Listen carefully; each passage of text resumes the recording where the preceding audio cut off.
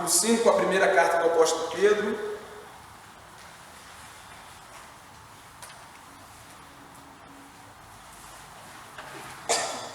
Diz o seguinte: aos presbíteros que há entre vocês, eu, presbítero como eles, testemunha dos sofrimentos de Cristo e ainda coparticipante da glória que há de ser revelada, peço que pastoreiem o rebanho de Deus que há entre vocês, não por obrigação, mas espontaneamente, como Deus quer, não por ganância, mas de boa vontade, não como dominadores dos que lhes foram confiados, mas sendo exemplos para o rebanho. E quando o Supremo Pastor se manifestar, vocês receberão uma coroa de glória que nunca perde o brilho. Peço igualmente aos jovens, estejam sujeitos aos que são mais velhos, que todos se revistam de humildade no trato de uns com os outros, porque Deus resiste aos soberbos, mas dá graça aos humildes. Portanto, humilhem-se debaixo da poderosa mão de Deus, para que Ele, em tempo oportuno, os exalte. Lancem sobre Ele todas as suas ansiedades, porque Ele cuida de vocês. Sejam sóbrios e vigilantes. O inimigo de vocês, o diabo, anda em derredor, como leão que ruge procurando alguém que possa tragar.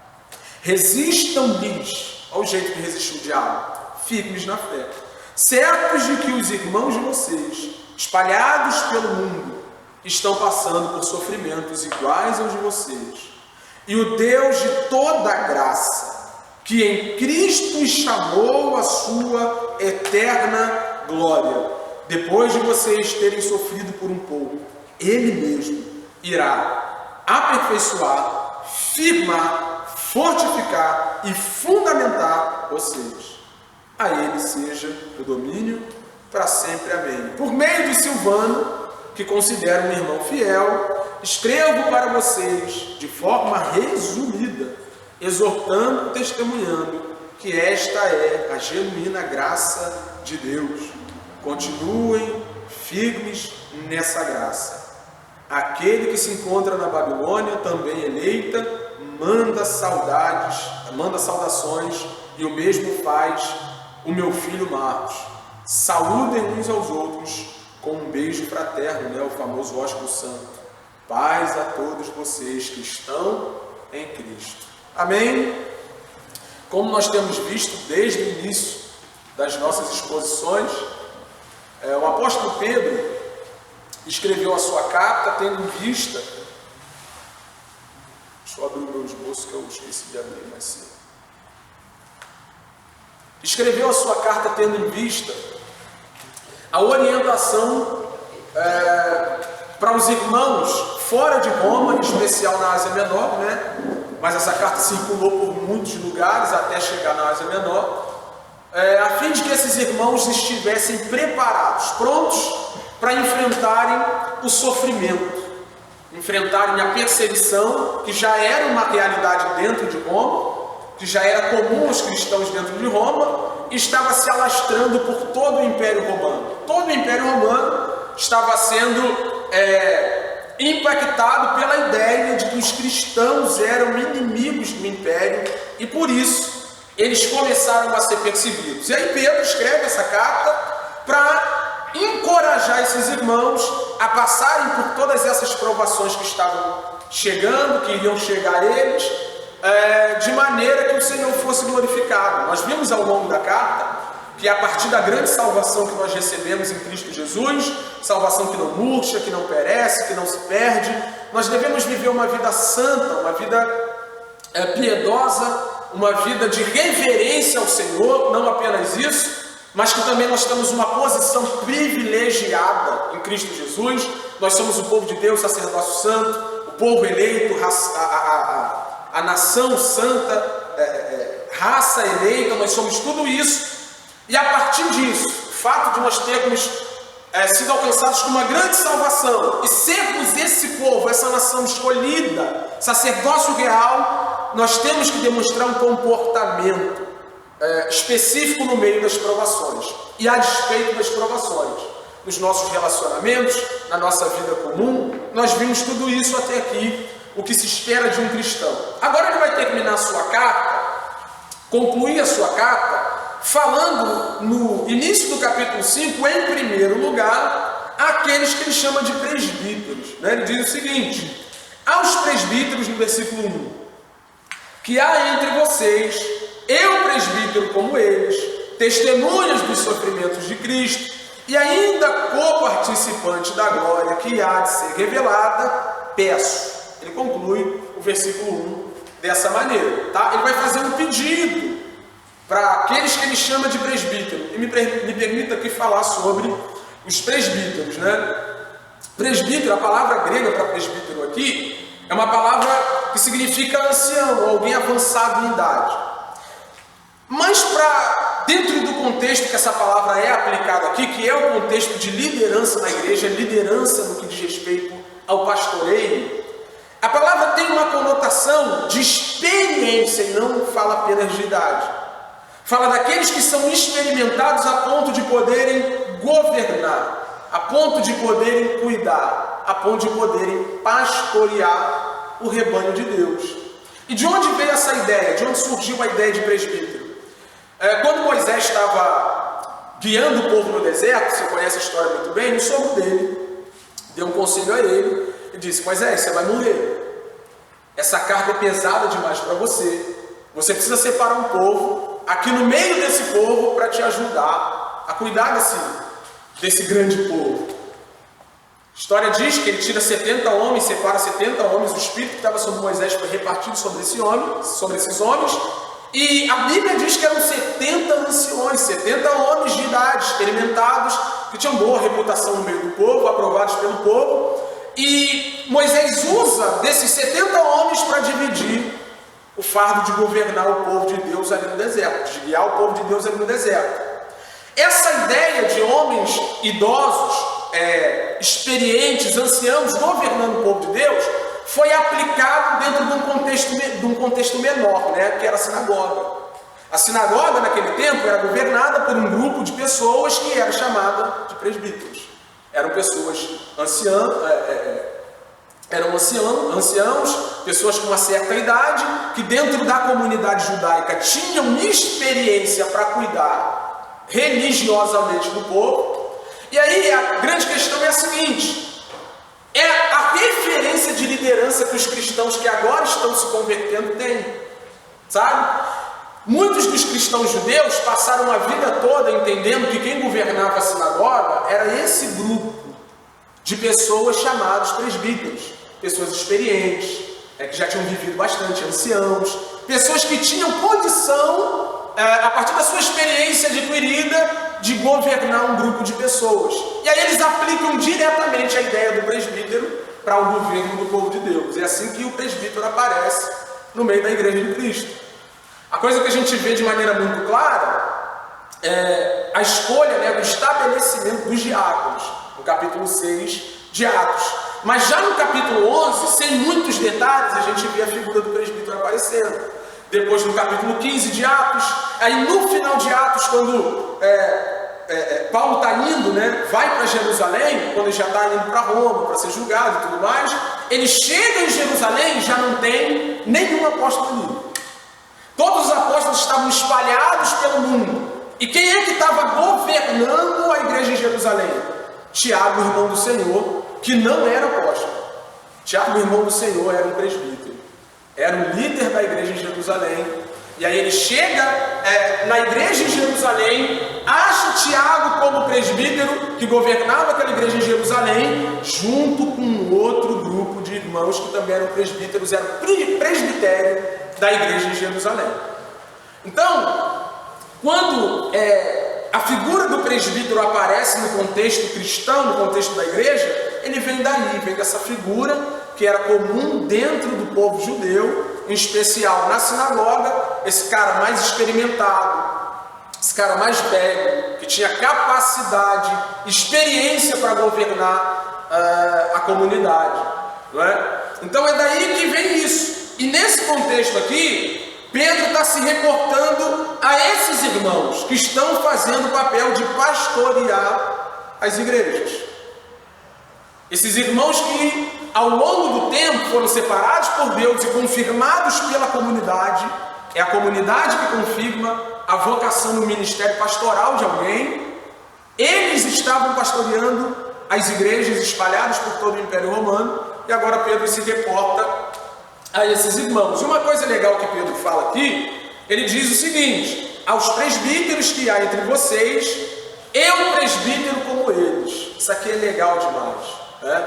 Por quê? Porque fica muito claro que, apesar de ser um apóstolo, ele também é um pastor, tá? Isso precisa ficar muito claro. Não há distinção na função pastoral entre o presbítero e o pastor. Pastor, não ia gastar tempo falando disso, mas acho que é legítimo, né? A figura pastoral e o título pastoral começou a aparecer quando houve distinção entre o presbítero que governava a igreja, cuidava da igreja, e o presbítero que ensinava e pregava a palavra. Não que esse presbítero que governava a igreja, que ajudava no governo da igreja, dentro de um presbitério local, ele não pregasse. Longe disso, ele também pregava, ele também ensinava, e isso é um pré-requisito para alguém ser um presbítero. Ele não ser um neófito, tem que ser um obreiro aprovado, que entende de Bíblia. O cara tem que ser experimentado na palavra, né? Não pode ser um presbítero se não for, né? Mas havia essa distinção. O cara que ajudava no governo da igreja, o presbítero que ajudava ali na administração da igreja, e aqueles que Paulo diz a Timóteo que eram separados e se esmeravam no ensino e na pregação. De acordo com Paulo a Timóteo, acho que é capítulo 5 de 1 Timóteo, esses ainda são dignos de dupla honra, duplos honorários, de receberem mais do que os outros. Ele está falando de grana mesmo. O cara que se esmera, que se dedica ao ensino e pregação exclusiva da palavra, diz Paulo a Timóteo, esse cara tem que receber um pouco mais. Isso é muito importante para a igreja de Deus. Então esse cara aqui, que é separado, que se separa para ensinar e pregar exclusivamente, cuidar da igreja através do ensino e da pregação, esse cara ficou conhecido como pastor. E o outro que ajuda no governo da igreja e compõe o presbitério, continuou sendo chamado como presbítero, né? Essa é a distinção, mas os dois são pastores. Os dois têm, dentro do contexto de igreja, né, não há distinção no papel, especificamente falando, não há. Os dois são pastores, mas a história distinguiu ambos assim, né? E aí ele diz: eu sou presbítero como vocês, eu sou pastor como vocês. E por que eu disse que isso aqui é muito legal? Porque isso aqui quebra no meio a ideia de que Pedro era o Papa, ou o primeiro Papa da história da igreja. Ele deixa muito, não é alguém que fala sobre Pedro, é Pedro que diz: eu sou pastor igual todo mundo. Eu sou pastor igual vocês, eu sou presbítero igual vocês. Ele se coloca no meio dos outros homens que cuidam da igreja de Deus, governando a igreja de Deus. Eu sou presbítero como vocês. Do mesmo jeito que vocês cuidam da igreja, pastoreiam uma igreja, ensinam uma igreja, governam uma igreja, eu também o faço. Agora, uma coisa importante é dizer que todo apóstolo era um presbítero, mas nem todo presbítero é um apóstolo, tá? Todo apóstolo era pastor, todo apóstolo era um presbítero, mas nem todo presbítero era apóstolo. Apóstolos são aqueles que viram Jesus. Isso vai ficar claro agora. Porque, ao mesmo tempo que Pedro diz: eu sou como vocês, ele também diz: mas tem algo a mais aqui no meu ministério. De que maneira? Ele continua aqui, ó: eu, presbítero como eles, testemunha dos sofrimentos de Cristo, ou seja, eu vi o Cristo. Eu vi o Cristo, eu andei com Cristo, eu caminhei com Cristo, fui chamado e vocacionado para o apostolado pelo próprio Cristo, né? Isso aqui era o pré-requisito para o ministério apostólico válido. O cara tinha que ter andado com Cristo, tinha que ter tido um encontro pessoal com Cristo, como o último dos apóstolos teve no caminho de Damasco. Então ele está dizendo: eu sou presbítero como vocês, tá? Mas eu andei com Cristo. Tive com Cristo, vi os sofrimentos de Cristo, fui chamado por Cristo, e é onde se vê o fundamento do apostolado de Pedro, tá? Então ele está falando de igual para igual para esses irmãos que cooperam com ele no governo da igreja, para ganhar esses irmãos, né? Para dizer a esses irmãos, a gente está junto, a gente está no mesmo grupo, a gente está fazendo o mesmo serviço, a gente está fazendo o mesmo trabalho. Presbítero como vocês, testemunha dos sofrimentos de Cristo, e ainda co-participante da glória que há de ser revelada, ou seja, vou para a mesma glória que vocês. Estou esperando a mesma coisa que vocês, nós estamos caminhando para o mesmo lugar, para a mesma direção. Nós estamos indo para um encontro de Cristo Jesus, o nosso Senhor. Ele está se colocando nesse grupo de irmãos que governam uma igreja de Deus, que cuidam da igreja de Deus. E agora ele vai fazer um pedido. Ele conclui o versículo 1 dizendo, peço que pastoreiem o rebanho de Deus que há entre vocês. Primeiro ponto, o rebanho de Deus. Ele já começa dizendo isso porque isso precisa ficar muito claro.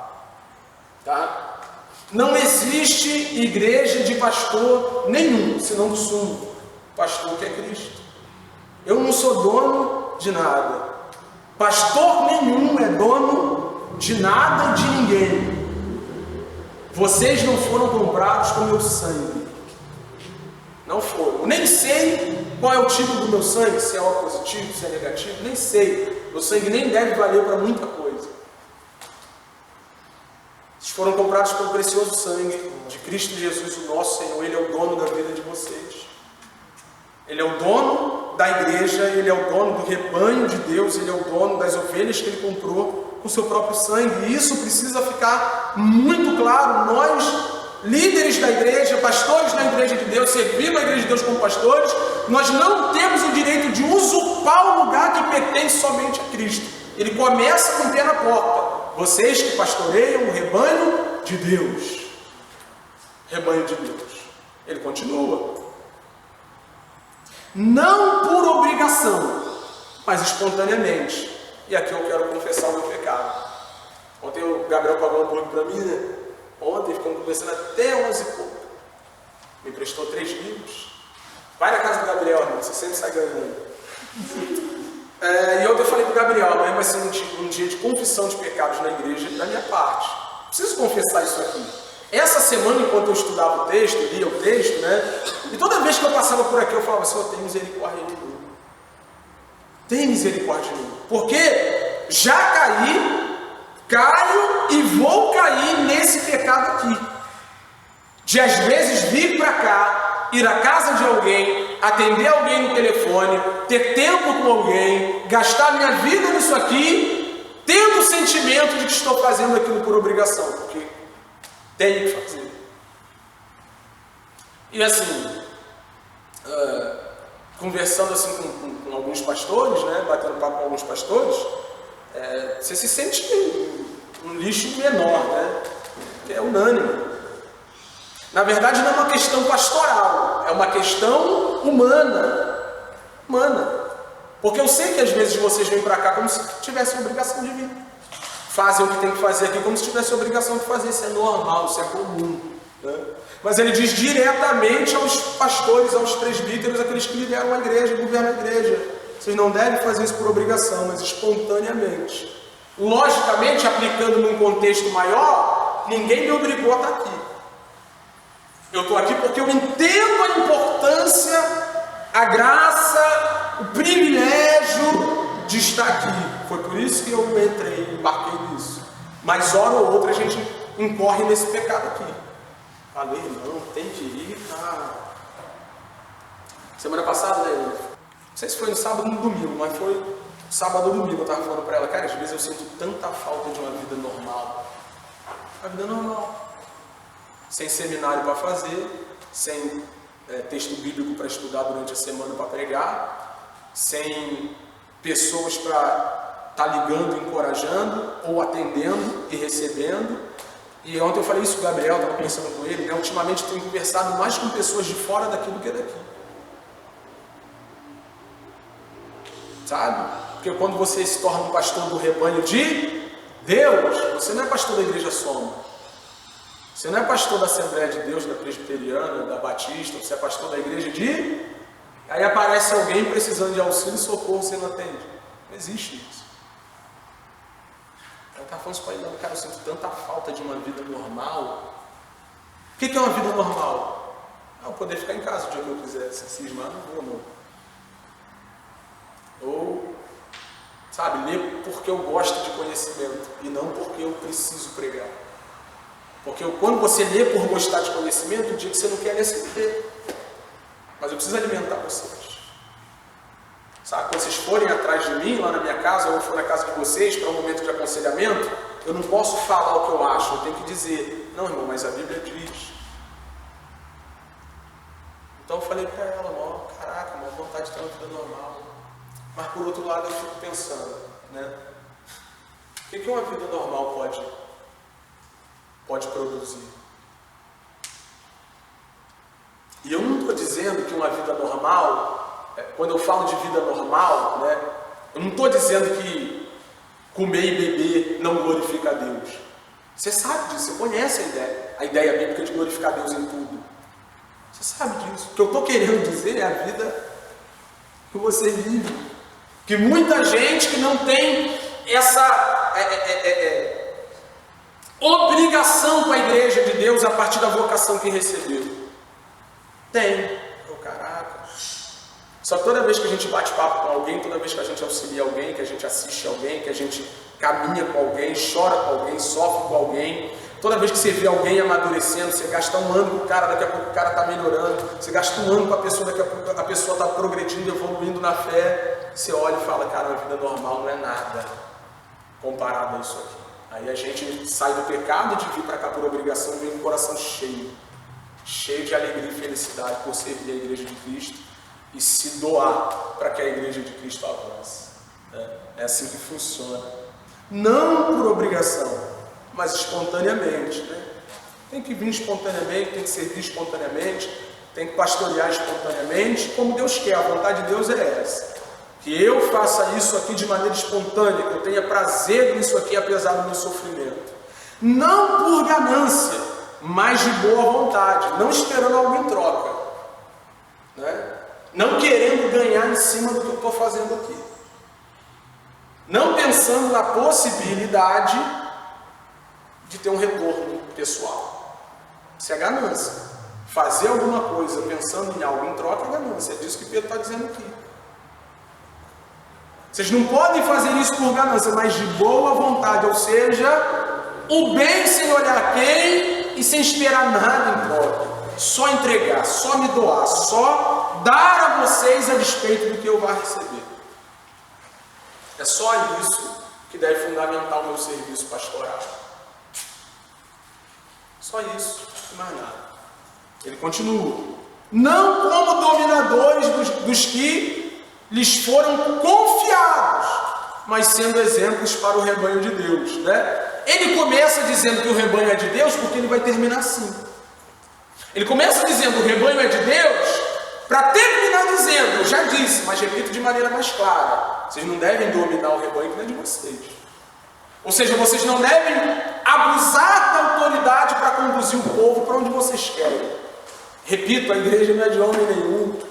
Eu não posso dominar as suas ações, eu não posso dizer a cor do carro que você deve comprar, o restaurante que você deve frequentar, eu não posso nem te obrigar a vir ao culto, eu prego e ensino que isso aqui é importante. Eu venho, estou aqui, ele vai falar sobre exemplo, né?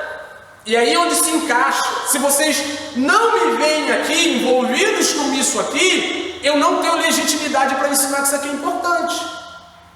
Mas eu compreendo que o fato de estar aqui envolvido com isso aqui, entregando minha vida por isso aqui, é o meio pelo qual vocês aprendem que isso aqui de fato é importante e deve consumir a nossa vida e o nosso tempo.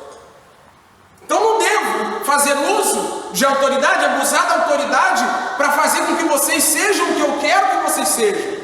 Eu não posso fazer uso da posição que recebi, que é uma grande responsabilidade, sabe? Para coagir vocês a viverem da maneira que eu quero. Conheço pastores que vão nos restaurantes de ovelhas e não pagam a conta. Né? Eles chegam lá porque eles são pastores daquelas pessoas, eles sentam na mesa e a pessoa diz assim, pastor, não precisa pagar não. Ele, não precisa não, meu irmão. Isso para mim é uma vergonha. Isso para mim é uma vergonha. Sabe, eu conheço pastores que veem os membros com iPhone de última geração e falam assim: meu Deus, meu telefone está quebrado. Eu conheço, não estou falando de especulação. Eu conheço pastores que chegam com um membro que tem dinheiro e dizem assim: rapaz, andar a pé está tão duro, está tão difícil, e aí ele vai e ganha um carro da ovelha. Mas tudo isso é essa coação subjetiva, sabe? Ele vai sendo intencional, ele vai jogando verde, e aí ele sabe que o fato dele ser pastor pesa muito na vida daquela pessoa, e aí ele vai dominando de diversas formas. Há diversas formas de dominar. Há como dominar por imposição, há como dominar através de coação, há como dominar de diversas formas. Não toqueis no ungido, há como dominar de diversas formas. Mas eu não estou aqui para dominar a vida de vocês. A vida de vocês tem dono, repito.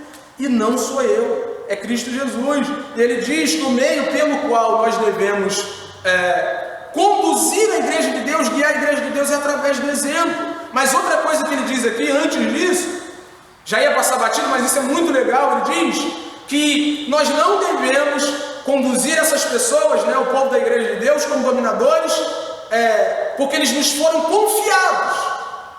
Eu estou olhando aqui, acho que não tem nenhuma mãe aqui. Não tem mãe não. Mas pensa numa mãe que pega uma criança e coloca para alguém tomar conta, para um vizinho, para um parente, para um amigo. É a mãe confiando o seu filho àquela pessoa. Cara, isso quer dizer que aquela pessoa tem o direito de educar a criança do jeito que ela quer? Sim ou não? Não, de maneira nenhuma. Os pais confiaram os cuidados daquela criança por aquele momento a essa pessoa, mas essa pessoa não tem legitimidade para dominar a vida da criança. Não tem. E aí quando a gente lê essa palavra confiados, a gente entende que o sumo pastor não confiou em nós, porque ele sabe que nós somos frágeis, fracos, mas por misericórdia e graça ainda nos chamou para fazer esse serviço, transmitir a vocês aquilo que vem dele próprio. Confiou o cuidado da igreja de Deus nessa esfera aqui, pessoas falhas como nós somos, os pastores. Às vezes eu fico pensando: Deus, é uma loucura, uma doideira, que nós, tão falhos quanto as pessoas que nós pastoreamos, tenhamos o dever de pastoreá-las. É difícil demais, é muito complicado, mas aprove a Deus confiar o cuidado da igreja aos presbíteros, aos pastores que ele chamou. Mas ele conclui dizendo o seguinte: nós devemos guiar a igreja de Deus, que nos foi confiada. Ele confiou a igreja de Deus a nós, ele vai retomar um dia através do exemplo. E aqui é algo que eu preciso dizer, preciso falar, Por quê? Por minha própria causa. Eu tenho que ler isso aqui toda semana. Toda semana, porque é o que vai me levar a viver uma vida onde vocês podem olhar e dizer: não é perfeita não, mas está caminhando. A gente tem que ver se minhas contas estão em dia. A gente tem que ver se essa irmã aqui sofre na minha mão e eu bato nela em casa. Vocês têm que ver se eu fico passando atestado no meu trabalho. Ainda bem que o chefe trabalha, congrega aqui, está por aqui, vai congregar aí, está sempre por aqui. Você pode perguntar a ele: como é que é o Wesley no trabalho? Como é que é? Passa atestado, falta direto, murmura o tempo todo, faz corpo mole, enrola no trabalho. Como é que é o Wesley no trabalho? Você pode perguntar à vizinhança, tem que ir lá na vizinhança. Sabe? Não é uma vida perfeita, não é uma vida perfeita, mas vocês precisam ver alguma coisa, não apenas em mim, mas em qualquer pastor. Aquilo que o apóstolo Paulo fala de si próprio, de alguma coisa digna de ser imitada. Poxa, eu queria ser como esse pastor, assim. Não é perfeito não, mas o cara é temente a Deus, o cara é temente à palavra, confia na palavra de Deus, está sujeito à palavra de Deus, ama Jesus, erra querendo acertar, está se esforçando para viver uma vida mais santa, sabe? Um exemplo, eu preciso olhar isso aqui todo dia, o tempo todo, e me esforçar para que vocês tenham um exemplo a seguir. né? Não por minha causa própria, mas por causa de Cristo, a quem eu sigo. E ele vai no versículo 4 concluir essa parte, dizendo: e quando o Supremo, sumo pastor, se manifestar, vocês receberão a coroa da glória, que nunca perde seu brilho. Né? Aí eu gosto, aí a gente fica feliz, porque essa aqui é a recompensa do pastor fiel. Recompensa do pastor fiel não é trocar de carro todo ano. Recompensa do pastor fiel não é ter uma casa na Barra da Tijuca. Eu não estou falando que é pecado ter um carro todo ano diferente ou morar na Barra da Tijuca. Mas explorar a igreja de Deus para viver essa vida, isso é pecado. Isso é usurpar a igreja de Deus. Isso é roubar a igreja de Deus. Isso é massacrar a ovelha de Deus, as ovelhas de Deus, o rebanho de Deus. E há quem não só massacre o rebanho de Deus, mas além de comer a carne, chupa até o osso, irmão, não sobra nada. E aí depois a gente tem que ir lá visitar o irmão que está com depressão, com ódio da igreja, como se a igreja fosse isso. Aí a gente tem que ir lá visitar o irmão que não quer saber mais de congregar, porque tiraram até o último centavo da poupança dele. Sabe? Eu, como pastor, preciso entender isso aqui. A minha recompensa é uma coroa que não perde brilho. Se eu pensar em outra recompensa, se eu pensar em majoração, se eu pensar em presente, se eu pensar em ganhos financeiros, se eu pensar em prestígio, se eu pensar em curtida, se eu pensar em visualização, que hoje, gente, vale tanto quanto dinheiro, né? O cara bota lá aquela foto no Instagram dele, 70 almas num culto só. Parece que a igreja do cara está progredindo, avançando, indo adiante, indo além. Quando você vai ver um bando de gente interesseira que ouviu uma palavra que prometia o que Deus nunca prometeu, que está lá na frente se comprometendo para ficar rico. Então assim, se eu quero curtir a visibilidade em um canal bombado no YouTube, né, eu também estou trabalhando aqui para uma motivação errada. Essa é a motivação, uma coroa que não perde o brilho. Isso fala da qualidade da salvação em Cristo Jesus. Não perder o brilho quer dizer que ela não perece, não tem prazo de validade, não pode ser tirada da mão de Deus, está guardada com Cristo Jesus, como nós vimos no capítulo 1 de 1 de Pedro. Eu tenho que pastorear vocês, tendo isso aqui em mente, que eu vou receber no final, Senhor, uma coroa de glória. É a salvação em Cristo Jesus, a plenitude do que há em Cristo Jesus está reservado com Ele, para a igreja e para os líderes da igreja também. Agora ele vai partir para um outro ponto, um outro momento. Ele começa a encerrar a carta, dá alguns conselhos assim de maneira bem geral, mas começa falando para os jovens. A parte A, apenas no versículo 5, ele diz: peço igualmente aos jovens, estejam sujeitos aos que são mais velhos. Parece um texto autoexplicativo, parece um texto muito fácil de se interpretar. Parece que Pedro está dizendo o seguinte: a galera mais nova se sujeita à galera mais velha. Só que onde está o grande problema do texto? É que onde o texto diz mais velhos aqui, o texto grego diz presbíteros de novo. A palavra grega que é usada aqui para mais velhos, no texto grego diz presbíteros. E agora a gente precisa saber o que Pedro está querendo dizer. Porque os presbíteros no início do texto são aqueles que governam uma igreja. São aqueles que lideram uma igreja, são os experimentados que estão conduzindo o povo de Deus, né? Então, não há unanimidade na interpretação do texto. Ele pode estar falando simplesmente que a galera mais nova, né, tem que se sujeitar à galera mais velha, aos chefes de família mais experimentados, às senhoras que já passaram por muita coisa na vida, a galera que já vem caminhando aí, que já tem um tempo de casado, né? Enfim, essa galera mais experimentada, ou ele pode estar dizendo que os jovens precisam estar sujeitos aos presbíteros, aos pastores da igreja. E há ainda quem pense outras coisas. No contexto da patrística, pensava-se que aqui Pedro estava falando dos diáconos, porque os diáconos eram considerados os jovens dentro do serviço eclesiástico.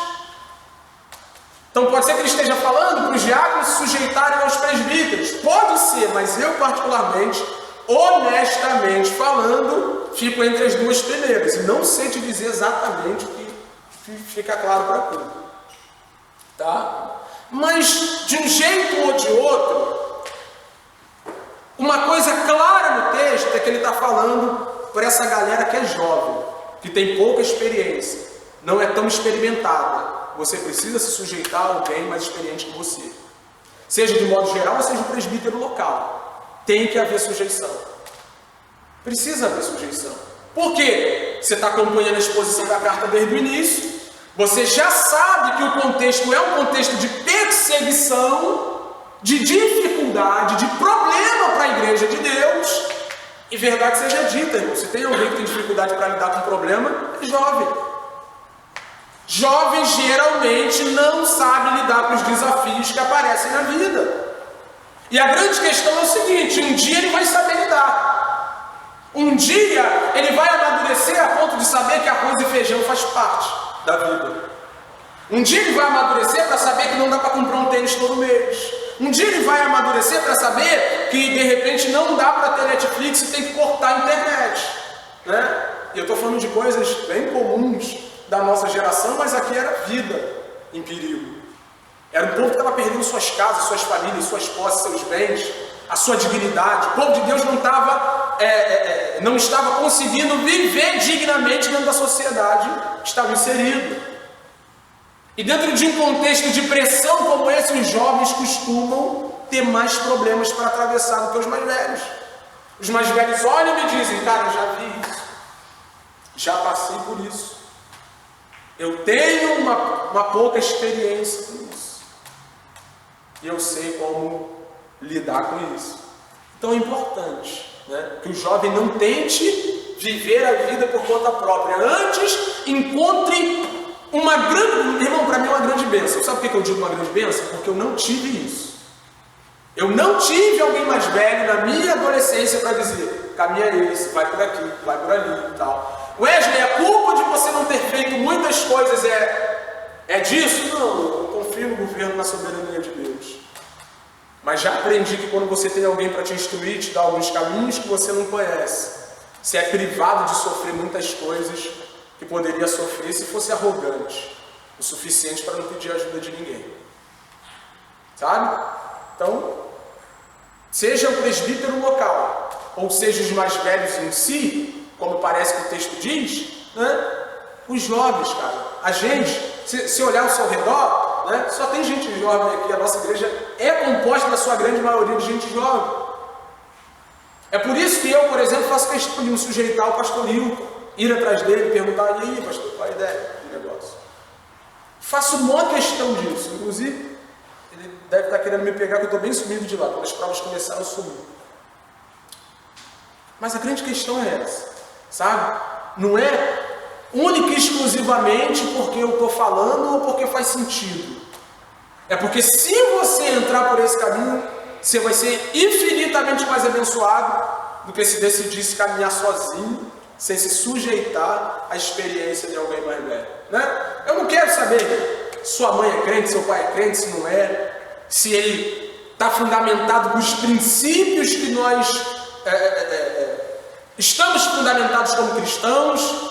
Mas uma coisa é certa: seu pai já viu mais coisas que você, sua mãe já viu mais coisas que você nessa vida, o porteiro do prédio com certeza já viu mais coisas que você nessa vida. Com certeza. Então, no mínimo, sabe olhar para alguém mais experiente e falar assim: e aí, qual a ideia? Qual a ideia? Mas de preferência nesse contexto aqui, nesse contexto da igreja, né, onde tem alguém que vai poder te instruir, não só pela experiência que tem, mas sobretudo pela experiência adquirida com a palavra de Deus. Ele continua na parte do versículo: que todos se revistam de humildade. Está vendo? Que todos, não só os jovens, mas todo mundo, irmão, precisa se sujeitar a todo mundo, porque Deus resiste aos soberbos, mas dá graça aos humildes, né? Provérbios 3,34 faz uso de provérbios para fundamentar essa fala aqui dele. Deus resiste ao soberbo. Sabe o que é resistir? Sabe? É como se uma parede tivesse erguida diante de você e você tentasse empurrar aquela parede e ela não saísse do lugar. Isso é resistência. E Deus resiste ao soberbo.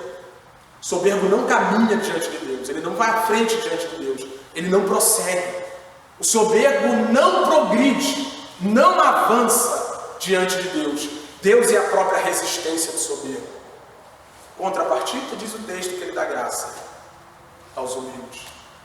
Aqueles que se sujeitam, se humilham, que entendem sua deficiência, sua carência, sua necessidade, sua miséria, encontram no Senhor graça para superarem todas elas. Olha o que ele diz no versículo 6: portanto, humilhem-se debaixo da poderosa mão de Deus. Irmão, isso aqui é legal demais, demais, porque quem disse a mesma coisa foi Tiago, na sua carta, capítulo 4, versículo 10.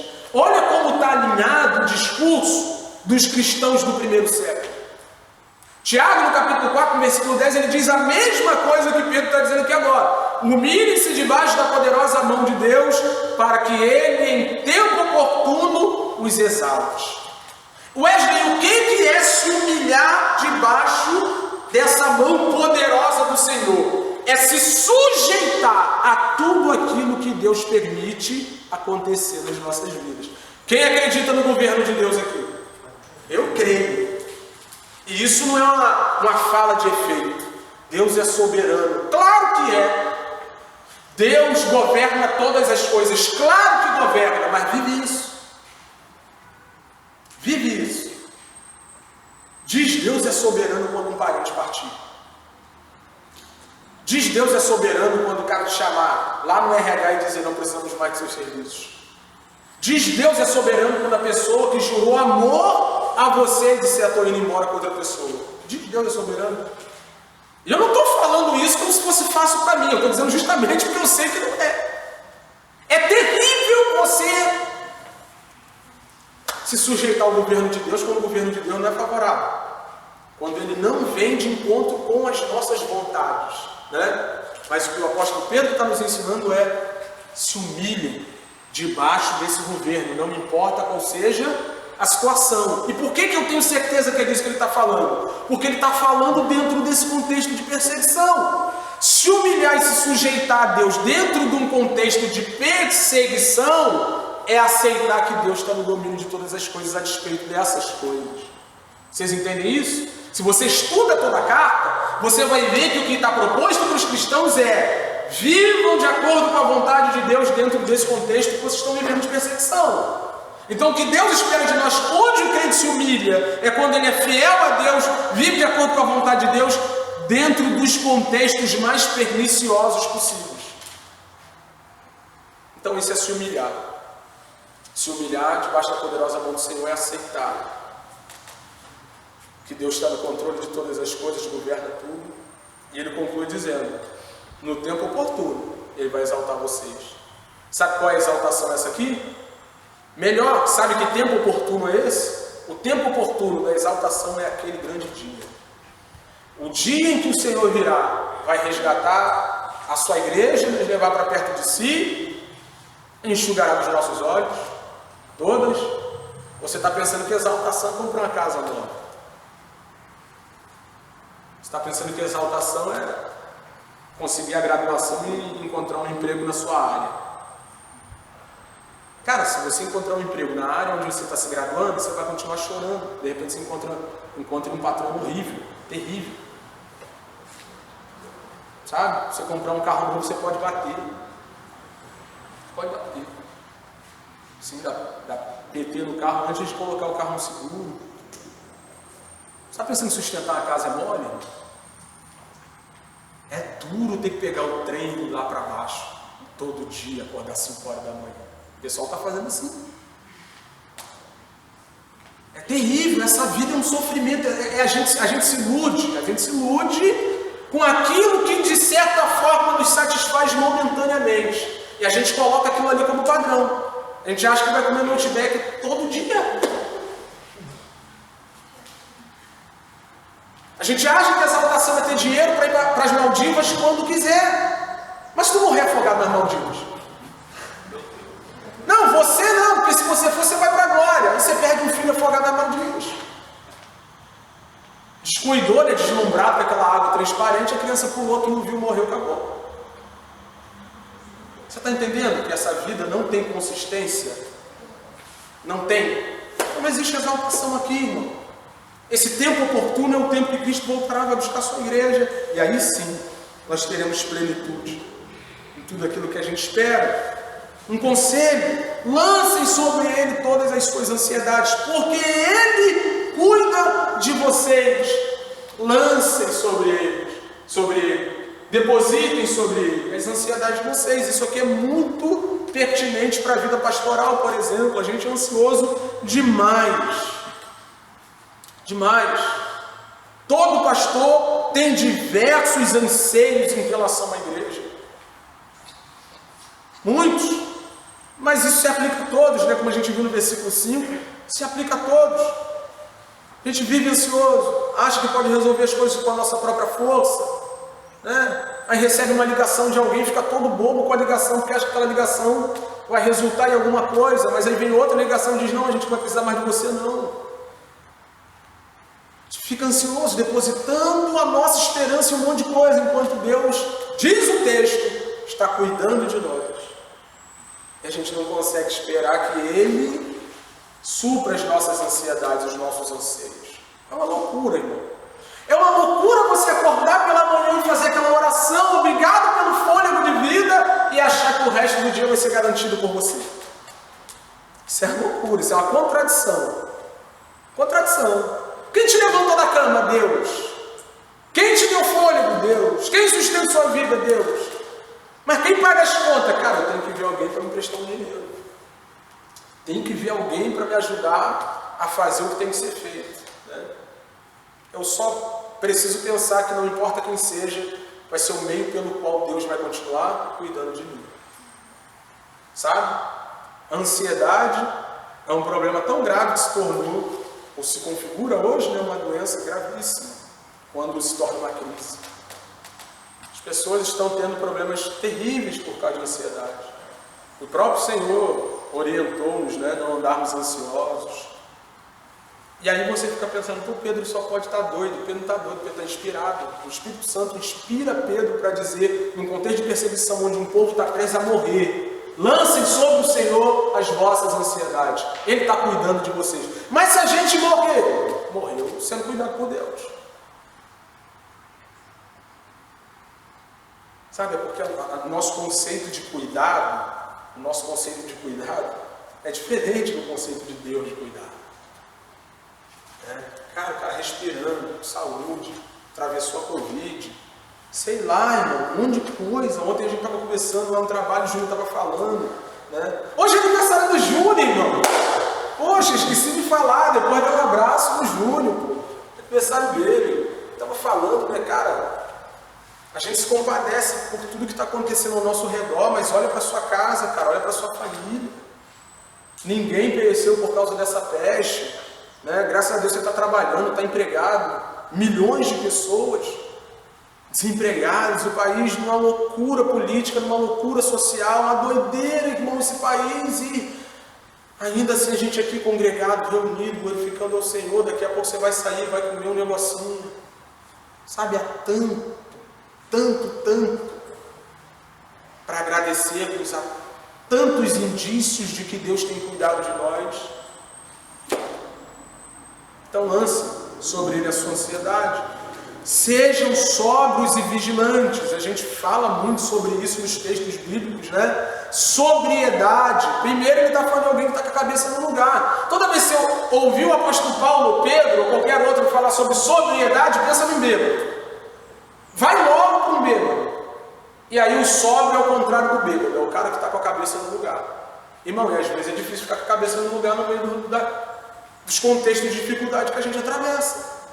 Como eu disse e repito, você precisa entender isso. Ele está falando para um povo que o Império Romano está perseguindo. O povo está perdendo casa, família, perdendo tudo, perdendo a vida. E ele está falando, mantenham a cabeça no, sejam sóbrios. Mas mais do que isso, também sejam vigilantes. Não percam a cabeça e estejam atentos. Estejam atentos. Atentos ao que, Pedro? O inimigo de vocês, o diabo, anda em derredor como um leão que ruge, procurando alguém para devorar. Eu preciso dizer isso aqui, eu preciso dizer. Né? Porque algumas pessoas no nosso meio esqueceram que o diabo é uma realidade. Né? O diabo é uma realidade. A palavra que ele usa aqui, né, fala de um adversário judicial. Diabo, palavra grega que é usada aqui, diabolos, é um adversário judicial. É alguém que está diante do tribunal te acusando, querendo destruir a sua vida. Como diz Apocalipse, que ele acusa de dia e de noite os santos diante de Deus. Ainda bem que a gente tem um advogado, né? Jesus Cristo justo. Mas ele está caçando alguém para derrubar, está caçando alguém para ferir, está caçando alguém para enrolar, caçando alguém para jogar numa situação de fraqueza espiritual, está caçando alguém para destruir. E a gente fica achando, né? Eu posso dizer gente, né? A grande maioria de nós vem de contextos assim, onde essa ideia de batalha espiritual é mal interpretada, aquela confusão toda que a gente já sabe, né? Mas a gente não pode, de jeito nenhum, sair de um extremo e para o outro. A gente não pode sair desse extremo onde interpretam mal a ideia de batalha espiritual e esquecer que há forças que militam contra a igreja de Deus. Eu vou te alertar sobre algo aqui. Às vezes não vem gritando e fazendo zorra, não. Às vezes vem no sapatinho, minando a fé de um, colocando na cabeça do outro que a coisa não vai para frente, que não está legal. Aí tira o nosso foco do que é realmente importante, começa a fazer a gente olhar para o que é secundário, aí a gente apoia, né, as nossas expectativas naquilo que é secundário e daqui a pouco o que é importante é negligenciado. Ele está falando para um povo que está no meio de perseguição e dizendo, vocês vigiem, porque é nesses contextos aí onde o diabo costuma achar alguém para devorar. É quando as provações e as dificuldades nos oprimem que o diabo acha alguém para destruir. Vocês precisam vigiar. Vocês precisam entender de que maneira o diabo pode me prejudicar nesse contexto que eu estou inserido agora. De que maneira o diabo pode afetar a minha vida nesse contexto de dívidas que eu preciso pagar. De que maneira o diabo pode afetar a minha vida nesse contexto de fofoca aqui no trabalho. De que maneira o diabo pode afetar a minha vida nesse contexto aqui, onde as coisas não vão bem dentro da minha casa. Ele fica ali ao meu redor, esperando um momento de vulnerabilidade para atingir a sua vida, e ele atinge quando Deus quer que assim faça.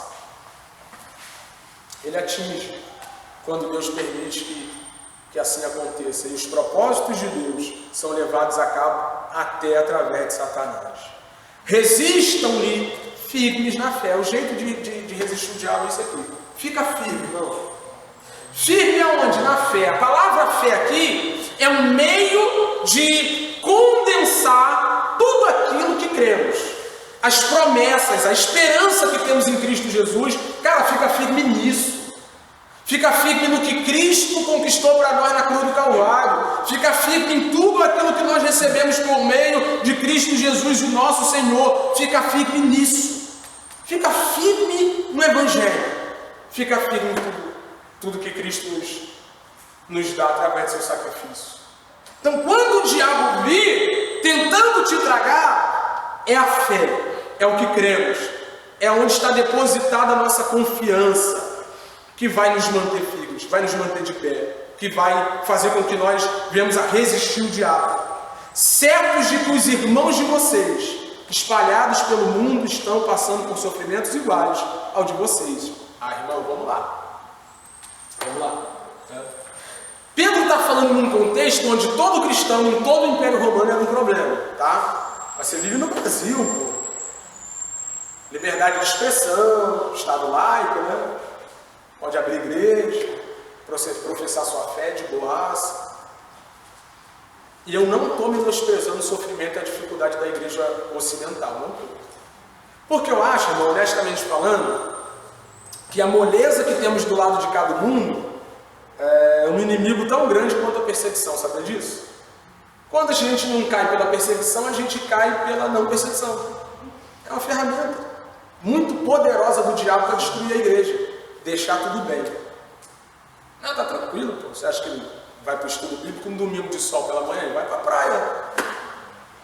Vai para a praia. É pecado ir para a praia? Não, não é. Mas pese vocês as suas prioridades e vê onde isso vai te levar. Então não estou menosprezando, mas a grande questão é a seguinte: aqui ele pode colocar e nivelar todo mundo no mesmo nível de sofrimento. Mas honestamente falando, eu acho que a gente vai ser condenado justamente pelo fato de nós não termos uma arma na nossa cabeça. E ainda assim nós negligenciarmos a possibilidade de vivermos para a glória de Deus de maneira mais assídua. de maneira mais fervorosa, de maneira mais contundente. E o Deus de toda graça, versículo 10, que em Cristo Jesus os chamou à sua eterna glória, depois de vocês terem sofrido por um pouco, irmão. Por que ele usa essa expressão, por um pouco? Porque ele está fazendo um paralelo com o momento de sofrimento, com o que ele chama no início do versículo de eterna glória. Onde é o paralelo aqui?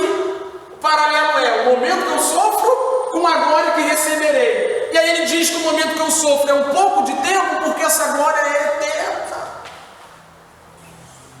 Sabe? Por isso que vocês sabem que eu costumo pegar um texto mais claro, mais específico para falar na ceia sobre Cristo Jesus, mas quando vi que o texto terminava assim, eu falei, vou falar aqui mesmo. Concluo a carta e trago a memória dos irmãos da igreja. A gente vai lembrar sobre Cristo Jesus dessa maneira. O que eu estou vivendo aqui é um período de tempo curto, se comparado à glória eterna que está reservada para mim e para você. Sabe o que está fazendo a igreja contemporânea sofrer? Sabe o que está? Dentre tantas coisas, nós perdemos a alegria da salvação, irmão. Nós perdemos a alegria da salvação. A gente quer dinheiro.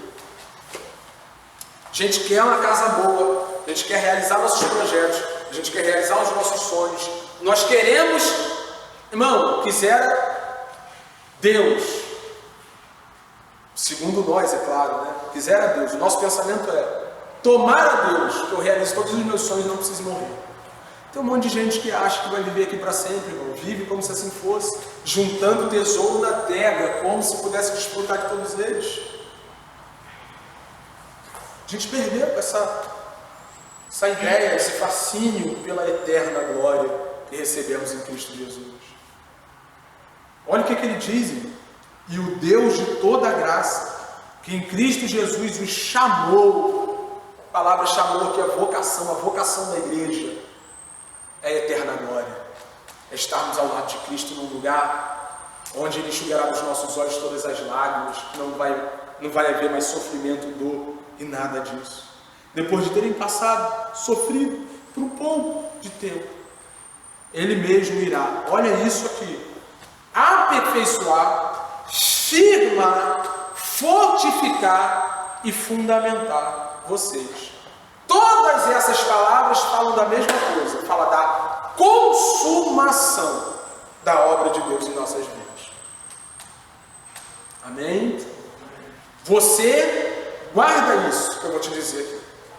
Wesley, por que eu tenho um monte de problema? Por que eu tenho crise de ansiedade? Por que eu tenho depressão? Por que me dá dor de barriga? Por que de tudo isso, todo esse sofrimento, toda essa dor? Você não é uma obra concluída. Entende isso?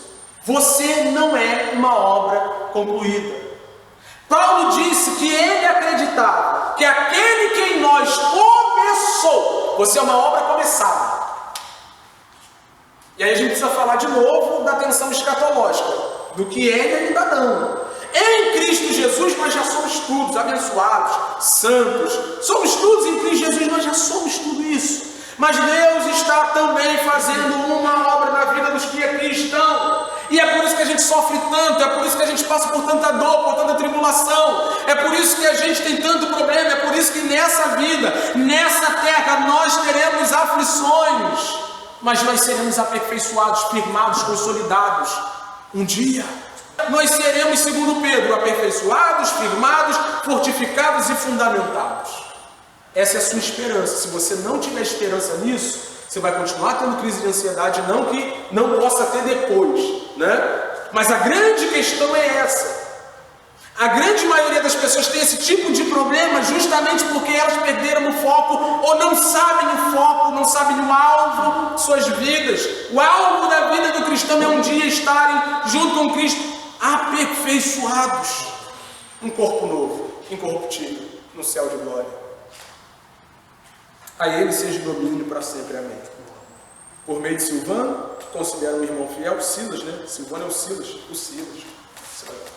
O Silas que andava com Paulo, né? Ele foi o amanuense. tá? Foi o secretário.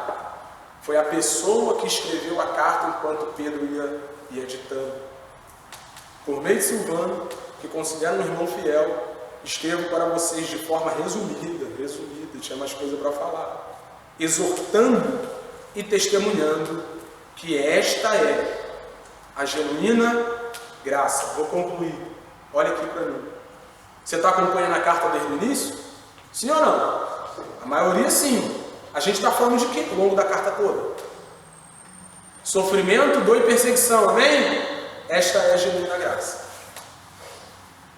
Ele conclui a carta assim, tá? A genuína graça é essa, sofrer por amor a Cristo. Viver o que tiver de ser vivido. Você achou que a genuína graça era sorvete? Às vezes tem sorvete, né? Jundiá, Tufadinho, patrocina nós. Mas não é sorvete, a genuína graça é ter que passar o que tiver que passar por amor a Cristo. Ele está falando para um povo que vai morrer. Provavelmente ele mesmo vai ser crucificado de cabeça para baixo. Essa é a genuína graça. A graça não é se mudar de Campo Grande para o Recreio. A graça é morrer se tiver de morrer por amor a Jesus. Ele conclui, continuem firmes nessa aí, tá? Fiquem firmes nessa graça, porque tem outras graças que são apresentadas, né? Há muitas outras formas de viver o cristianismo que não são genuínas, não são verdadeiras, mas são apresentadas nos dias de hoje. Ele diz, continuem firmes nessa aí, essa aí que é a verdadeira. Aquela que se encontra na Babilônia, está falando da igreja, né? E Babilônia aqui, a grande maioria, né, majoritária, a ideia de que Pedro se refere a Roma, né, um pseudônimo, para esconder o nome de Roma, uma vez que estavam sendo perseguidos. Então, para esconder a localização dos escritores da carta, ele coloca lá esse apelido para a cidade de Roma. Ele fala da igreja, né? Aquela que se encontra na Babilônia. Ele está falando da igreja que se encontra em Roma, também eleita. Manda saudações. E o mesmo faz o meu filho Marcos. Marcos é o João Marcos, aquele que escreveu o Evangelho. Amém? Parceirão de Pedro, ajudante, cooperador e, como Pedro diz aqui, filho na fé. Marcos que escreveu o Evangelho. Saúdem uns aos outros com um beijo fraterno. Não pode ficar da Covid, né? Não façam isso. Paz a todos que estão em Cristo. Irmão, isso é significativo, tá? Paz a todos que estão em Cristo. No meio de perseguição e dor. No meio de tribulação e angústia. No meio do mal promovido pelo Império Romano. Paz. Isso é coisa de crente. Só crente tem paz assim. Isso é uma marca distintiva da igreja. A paz que excede todo, que guarda o nosso e a nossa. Amém? Colocamos de pé.